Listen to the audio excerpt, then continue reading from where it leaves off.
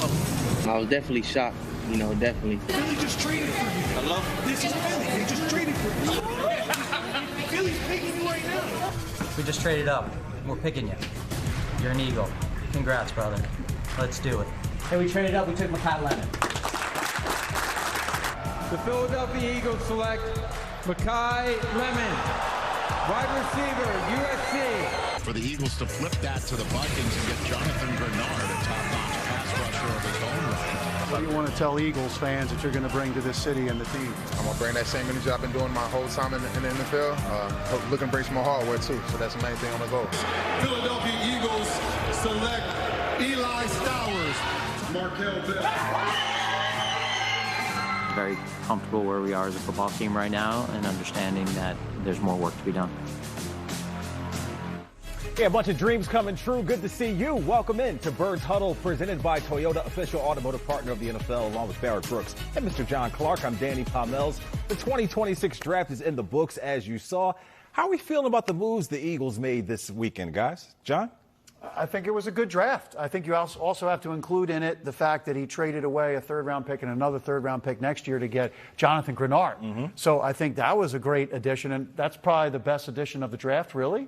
That we know of right now. Right. We don't know what these players are going to be. A proven commodity right there. Yeah, proven commodity. So I think they did very well. I mean, they got an ace for the first pick. I mean, it's all good, man. Yeah. Direction is going straight. So ace in the hole for the Eagles. And, John, you spoke with Howie Roseman exclusively after the draft. Here he is on the draft class.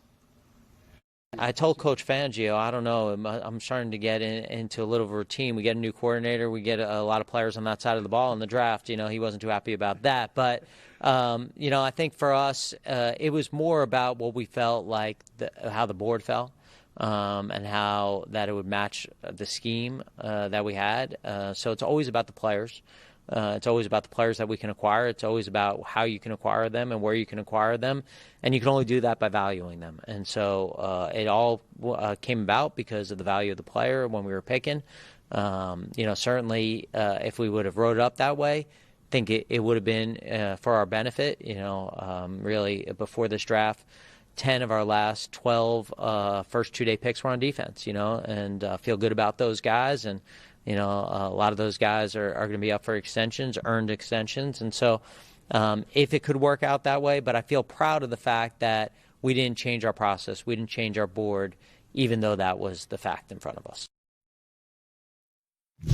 Hey, some good foreshadowing on those extensions. We'll get to that in a bit, but let's get to our three-point stance presented by Toyota. In stance one, the Eagles aced this draft. And all, they ended up taking 8 guys, headlined by wide receiver Makai Lemon in the first round. Their first 5 picks were all on offense before closing out with 3 on defense. What do you think of the haul, Barrett? I like what they did. They're saying, they brought somebody in to replace AJ. No, they didn't bring somebody in to replace AJ. They brought somebody in that was a top 10, top 12 pick and brought him into the fold. It didn't matter if AJ was staying or going. He was the best available at that time, so it's a great pick that they have him right there. And then they went on with, virtually needs that kind of fit still the same draft. But Eli Stowers is a threat. He's a weapon. You can use him at any time. Mackey Award winner. And then you got, as the list goes down, these are needs that they need to fill, and they were able to do it. John, what about you? I like it. And the thing, talking to Howie Roseman, is, when Vic Fangio came here, Howie Roseman's working with Vic Fangio to get players that are going to fit well with Vic Fangio. So I was asking him about Sean Mannion, obviously new offensive coordinator, but most importantly, new offensive scheme. And Howie said it was good to watch film or go over all these players that they're deciding on with Sean to decide how Sean evaluates players. So Howie learned how Sean evaluates players and how they can fit into the offense. Because obviously, he says you keep paring down prospects. You might have a list of 20 that you really love, but then if you bring them to the coaches, and the coach is like, well, they don't necessarily fit what we're doing, then you keep paring down the list. So he's married to Sean Mannion now, and I think he found a couple good players that are eventually going to be starters, maybe not Stowers this year, maybe next year. And then, of course, Lemon, who knows? maybe he might be a starter this year. So you have to marry it with the coaches, and I think Sean Mannion, obviously, you saw in the videos, he kind of had a little smile on his face when Howie was making the calls that he likes these picks. So you're seeing a change of the offense, and I think these guys are going to fit well in the offense. So it sounds like an A for this draft? I mean, you can never know until, but I think an A based on Jonathan Greenard also being traded, to the Eagles during the draft. All right. I mean, in all honesty, the first 3 picks, when you the first 3 rounds are supposed to be guys that contribute. I don't know if Bell will contribute now, but I definitely know that the 2 other guys will definitely, Stowers and Lemon will be out there this year. All right, there you have it. Let's get to stance 2. Jonathan Greenard, the aforementioned, is a major addition off the edge. How about it? The Eagles send a 3rd-round pick this year and a 3rd in 2027 back to Minnesota. The Eagles then inked him to a 4-year, $100 million contract with $50 million guaranteed. And here's Greenard on his impressions of his new home. They take pride of it. They take pride in everything they do, and it's a blue collar city. When you work your tail off, everything is just going to be rewarded back to you. They're just passionate, and I love that. Ultimately, they want one thing, and this is why not?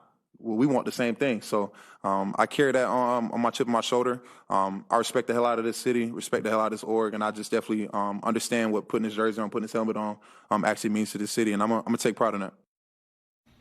How about it? A former Pro Bowler, almost 30 sacks the last 3 seasons, but a shoulder injury last year, as well as just 3 sacks, a little disgruntled situation with the Minnesota Vikings. Curious how much of an impact you think he can make, and can he reclaim some of the form he had? That's certainly what you hope. And he said, look, if we had to play a game today, coming off my shoulder issue, I could play a game today. Okay. So that's a good sign that he's recovered from his shoulder issues. And it's interesting because we were talking about in the office, we're like, what would you rather have? Jalen Phillips at 26 and all that money, is $30 million a year, or Jonathan Greenard, less money, 28 years old, and also giving up the draft picks. Now, they do get a 3rd-round pick back for compensation. So I ask you, what would you rather have? I think Howie had a certain number that he couldn't get to, couldn't go over. And so I think for the money compared to Jalen Phillips, I think this is a good deal, and you really only lose 1 3rd-round draft pick. And he can get after the quarterback. He can also drop into coverage, and he's going to set the edge. Yep. So I think it's a good deal because I think Jalen Phillips got too expensive. Yeah. Jalen Phillips still got to re-sign Jalen Carter. Some more money to be allocated. Exactly. Yeah. There's a budget. Well, I'll say this. I think that he's a better player than, Phillips. Phillips is a good player, but I think this guy could be a lot better simply because he's an edge rusher. He's a pass. He had, double-digit sacks the 2 years before this previous year. Phillips never had that. Phillips played well, but, you compare what their stats are. You compare how they play. He's just a more aggressive dog as far as getting after the passer. Say what you want to say. He may not ran a fast 40, all that type of stuff. What you see, the eye in the sky sees, is definitely one that, all right, he wants to go out there and play. And he's going to be passionate. His demeanor going into this season with that wing on his helmet is going to be a lot better than having them horns on the helmet. By the way, a healthy Jalen Carter. Yeah. I see the Instagram videos every day of Jalen working out hard intensely this offseason. If Jalen Carter is back to what we have seen, a year ago already, then Jonathan Greenard will be even better. Well, I talked to him a while ago. Who's that? About a month ago, Jalen. Oh. And Jalen said, bro, he said, hey, old head, I'm about to make some things happen. That's all you got to tell me. I'm in your corner from this point on. I'm saying nothing but that. All right. And Jonathan Greenard. Right. Right. I mean, it's going to open things up for those edge rushers. Let's dive into stance 3. The Eagles are picking up the 5th-year options on Nolan Smith and Jalen Carter. News of both deals broke within the past hour. That locks Smith into about $13.7 million for the 2027 season, and Carter will make about $27 million. They can still agree to long-term extensions, which is Howie's specialty to get them before they hit the open market, but this gives them at least 2 more years of each guy. Barrett, what do you think about it? I think this is great. You still don't know what you're going to get, with Smith. I mean, Smith has been a good player, but, at this point, if he can stay healthy this year, he'll be rewarded. But Jalen has to be rewarded. Jalen, even though, he had a hiccup last year, I truly believe going to this season, you're going to see a whole different player. A lot better versus you saw the previous couple of years. I think he's going to open the shell now and come out of that shell a beast, a baller. I mean, so he's already one of the best defensive tackles just by what he's proved before. But I think he kind of sets himself apart from everybody else at defensive tackle this year. All right, John, what do you think? Look, I think this is the year you really, really find out about Jalen Carter, because hopefully he's healthy, doesn't have the lingering shoulder issues for an entire season. And then talking to some people, they say if Jalen could play with that edge that he finds some of the time, right? If he could play with that edge all the time, he could be the best defensive player in the NFL. So I think this year, and I know they wanted to get a long-term deal done this offseason. Don't know if it's going to happen. There's still time. But this is the year we really find out if he's healthy, and then also if he can play with that edge and that chip on his shoulder all the time, because he is destructive. He's heard a lot of naysayers, and those naysayers make believers in himself, and he's going to go out there and show everybody. Watch what I tell you. All right, Jalen Carter, number 98, trying to make sure the Eagles back up the Brinks truck here in the near future. John, we appreciate you stopping by. Thanks for joining us. Dropping some knowledge. Hey, you didn't think now that the draft was over that we'd be done with Barrett's breakdowns? Heck no. We've got actual Eagles to take a closer look at now. Guys who are in the fold, and what better place to start than with their first-round pick. Made wide receiver Makai Lemon. The Eagles traded up to the 20th pick with Dallas to nab the Biletnikoff Award winner, given to the nation's top receiver. Lemon has drawn comparisons to fellow USC product Amon-Ra St. Brown. Last year, Lemon caught 79 balls for 1,156 yards and 9 tutties. Barrett, take us through the tape of this kid. Well, you have to go through the tape. All you got to do is listen to what he's saying. At this point, you're talking about a guy that says, no, hard work beats talent all the time. He wants to be the best player on the field, and he goes out and proves it when you watch him on film. He's running at another level, creates separation. He does all the things that great receivers do, and you're talking about he's not fast enough. Look at him in the slot right here. Come on, look at my boy. They're going to rotate to cover 3. He's going to sit down in the middle, bam, catches it. And, you know, after this, I'm a true believer that he's going to be one of the best receivers simply because he wants to will. He'll get his body. First of all, look how he bends this guy out and then turns and gets inside, but watch the bar control, goes back and gets the ball, knows he's going to get hit, still brings it in. Once again, he's out there. He knows that he's got variable speed. He's got to say, all right, I'm going to start out slow. Watch how he kicks it up. Bam, let me go. All right, I got you already. Once I'm even, I'm leaving. And then he 2 taps. Not one. In college, only he 2 taps because he's getting ready for the NFL level. Here he is again. Go sit down in the zone. He knows it's cover 3. He's going to get by the numbers. Once he gets by the numbers, sits down, catches it. Now I get the yak yards. Let's go. Let's go. I want to make this happen. Yeah. He wants to be the best player on the field. He wants to make sure you know Lemon from this point on as an Eagle. He wants to set this new stage going forward. So I love his demeanor. Yeah. I love that dog that he has in him. I love the fact that he wants to be the best on the field. So he's going to challenge everybody.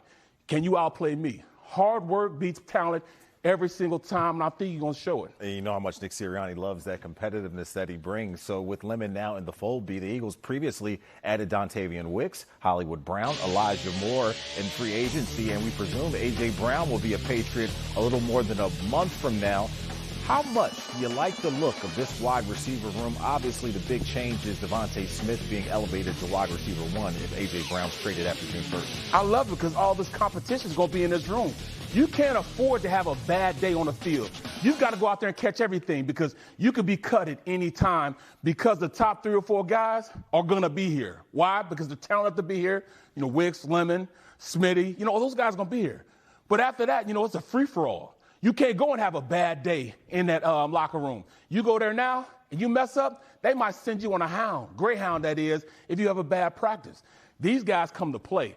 Hollywood Brown, he understands, yes, I played at a high level. I could take the top off, but he understands, hey, they got some young boys right behind him nipping at his heels, you know. So it makes a difference how you practice now. It makes a difference how you approach this game because you got to be great every single play because the eye in the sky doesn't lie. And you don't want them to say, all right, I don't think he was working hard on that rep. Yeah. The competitive nature is going to be in that room is going to be amazing. Yeah, we should note, though, if you read the tea leaves, the Patriots didn't draft a single wide receiver this weekend. So what do you think the Eagles will get back for number 11 when a deal does eventually go down? I still think they get a number 1. I really do. And for next year. Just the number 1? I'm happy with the number 1. I'm just being realistic because right now he kind of phased himself out of the market of a lot of teams simply because – you know, they didn't get a job there, didn't get a deal done before. So A.J. is a great player. I want A.J. to stay here. I would love him to be in that locker room. But he made it known that he doesn't want to be here, and I think they're going to accommodate that for him. But they're not going to be foolish enough not to, you know. I mean, the lowest you can get for him is No, it's still got to be a number one. He's still got to be a number Adam one. Schefter reporting today that it could be a 2028 first rounder. Too far in the future, or you're good with that? I'm good with that. I'm Okay. good with that. You know what I'm saying? I'm good with that.